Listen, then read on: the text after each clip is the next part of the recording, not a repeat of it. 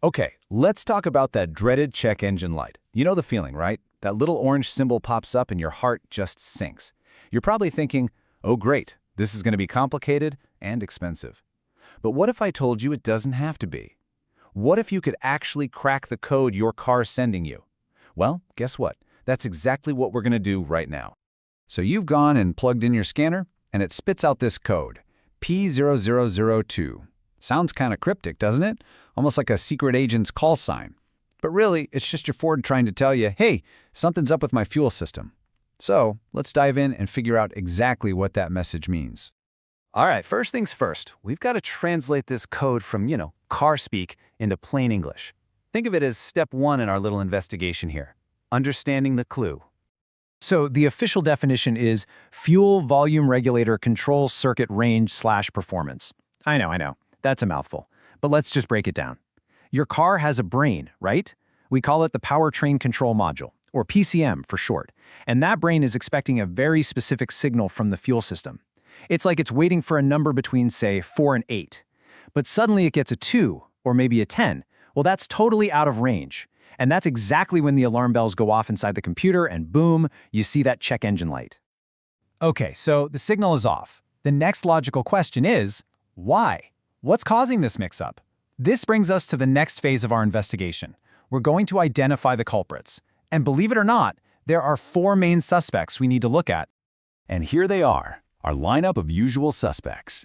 As you can see, the potential causes are all over the map. I mean, it could be a major part that's failed, or it could be something as simple as a loose wire. It's a pretty wide spectrum, right? So, let's start our investigation with the one that's most likely to be the problem. Now, before we get too deep into the weeds here, this is absolutely crucial. The source material is super clear on this. If you've got a P0002 code, your number one prime suspect is almost always a damaged fuel volume control valve. So this is for sure where you're going to want to focus your attention first.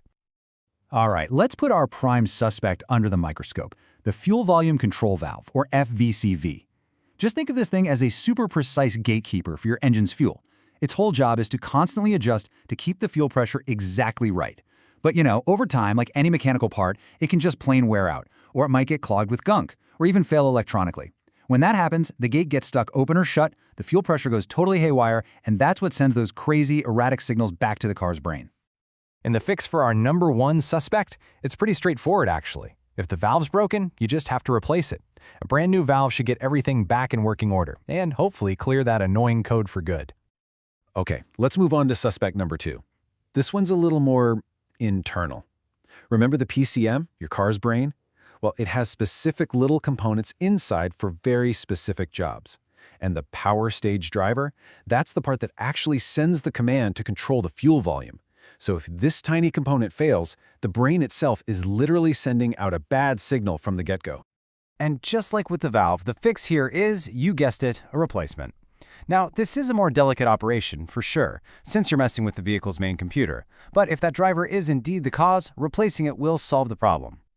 All right, now for a suspect that often flies completely under the radar, the actual fuel in your tank. Seriously, your Ford's fuel system is engineered with incredible precision, and it's designed for a very specific fuel type. So if you use the wrong kind, maybe a different ethanol blend or the wrong octane rating, it can totally throw off the fuel's density and how it flows. The sensors are so sensitive that this tiny change is enough to completely confuse them, making them report data that's way outside the normal range. And you know what happens next? Boom, you get that P0002 code. The good news? This is a relatively easy fix. It's a pain, but it's easy. You'll just need to drain that incompatible fuel and refill the tank with the correct type recommended by the manufacturer. See, sometimes the simplest solution really is the right one. And finally, let's talk about maybe the sneakiest culprit of them all, one that gets overlooked all the time. A simple, loose wire. I'm not kidding. Your whole fuel system is this big network constantly communicating through electrical signals. So if just one single connection in that network is loose or frayed or corroded, that signal gets garbled or maybe lost entirely. It's a classic case of mistaken identity. The system thinks a huge, expensive part has failed, when really, it's just a bad connection playing tricks on it. And this right here is exactly why it's so important to check the simple stuff first. Before you even think about ordering new parts, please just take a close look at the wiring harness connected to the fuel system. A really careful inspection and tightening up any loose connections could be all it takes to solve the whole problem, and that could save you a ton of time and money. Okay, so we've met our suspects, we know who the bad guys could be. Now, how do you actually solve the case? Well, you need a plan. So let's put this all together into a logical, step-by-step diagnostic checklist. Here it is, your P0002 action plan, and we've ordered it from the simplest and cheapest to the most complex. Step 1, check for any loose wiring. It's easy and it costs you nothing but a little bit of time. Step 2, ask yourself the honest question, did I recently put the wrong fuel in? If those two check out okay, then you can move on to inspecting the actual parts. And you want to start with the most common culprit, that fuel volume control valve. And only after that should you even start thinking about the PCM driver. Whew, we've covered a lot of ground, haven't we? We've gone from decoding the message to identifying our suspects and even laying out a full battle plan. So let's wrap this all up with the final, crucial points that you really need to remember.